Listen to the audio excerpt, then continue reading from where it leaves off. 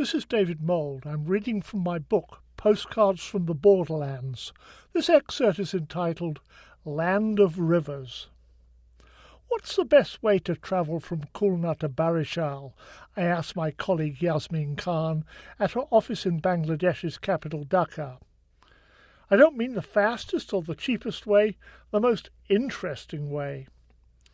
Yasmin smiled. For the last 3 years I'd been working on a project to introduce curriculum at universities and train faculty members in social research. This was my 8th visit to Bangladesh, and I'd travelled to almost every region. Yasmin and I had taken several long road trips together, and she knew that I was always looking for a good travel experience. Before she could answer, I pitched my idea. How about the rocket? I'd read about the legendary paddle-wheel steamer that for decades was the fastest way to travel between ports in the southern Delta region. The 4 rocket steamers in service were long ago outpaced by faster vessels, but the trip was still recommended for travellers who were not in a hurry.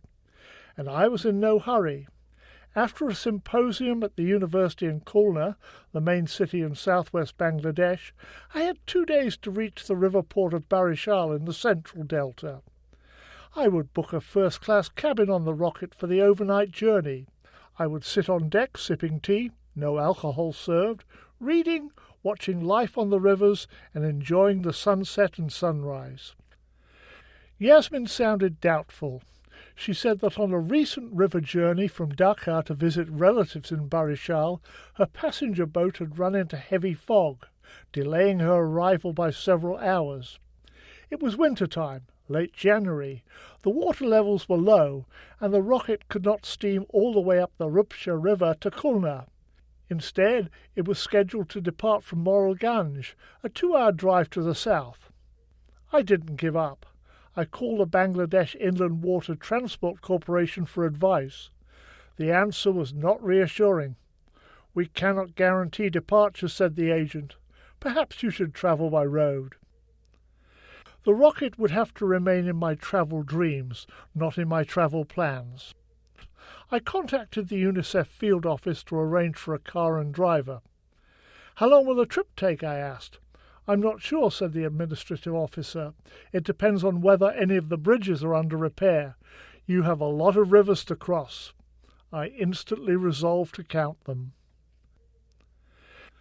For a small country, close in size to its near neighbour Nepal, or about the size of Illinois or Iowa, Bangladesh has a lot of rivers, around 700 according to most estimates. Roughly 10% of its total area is water, a high proportion considering it has no large lakes. In other words, most of that water is moving. When the Himalayan snows melt in the spring and the monsoon rains come in the summer, as much as 1/3 of Bangladesh's land area may be underwater. The rivers are constantly shifting course, creating new channels or distributaries, making accurate mapping a frustrating exercise.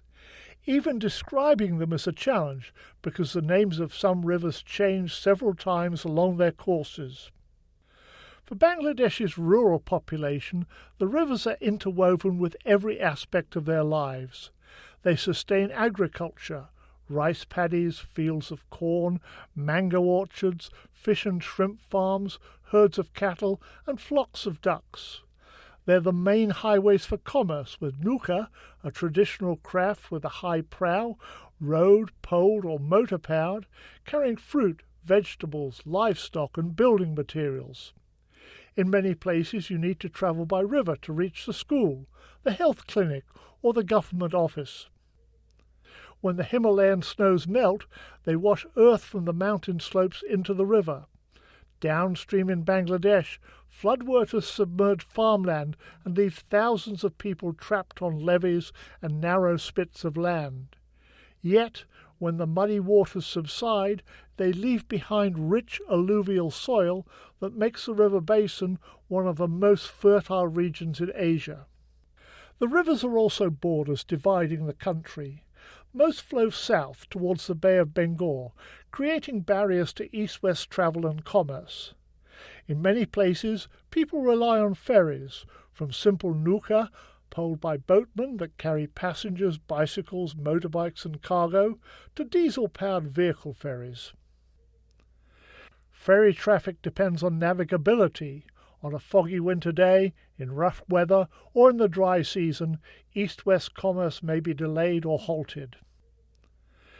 The Bangladesh Inland Water Transport Corporation lists 22 major river ports and 448 secondary ports in the waterways network. More than half the total freight traffic in the country moves by water, and boats carry about 50 million passengers a year. Keeping the traffic moving is a challenge because of seasonal variations in water level. During the rainy season, passenger steamers called launches and cargo vessels can navigate more than 3,700 miles of rivers. In the dry season, it's less than 2,500. Every year, the national and local governments allocate contracts for dredging to keep channels open and to repair and maintain the guts, the ferry and cargo terminals. From the early 1980s, Bangladesh embarked on an ambitious program of bridge building to connect districts and communities by road and rail. It's an expensive long-term program because there are just so many rivers to cross. Some districts, reachable only by boat, remain isolated and underdeveloped, without paved roads or electricity. Although some rivers are easily bridged, crossing the major rivers requires huge investments. Bangladesh has three major river systems, the Padma, Jamuna and Meghna.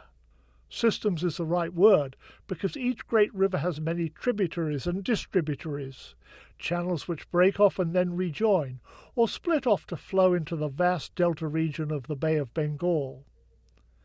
At the border with Bangladesh, India's Ganges changes its name to the Padma. The recently completed 3.84-mile bridge across the Padma links the southwest to northern and eastern regions, promising to improve trade and boost the economy. It's slightly longer than the 3.5-mile bridge that spans the Jamuna, the name given to the Brahmaputra in Bangladesh.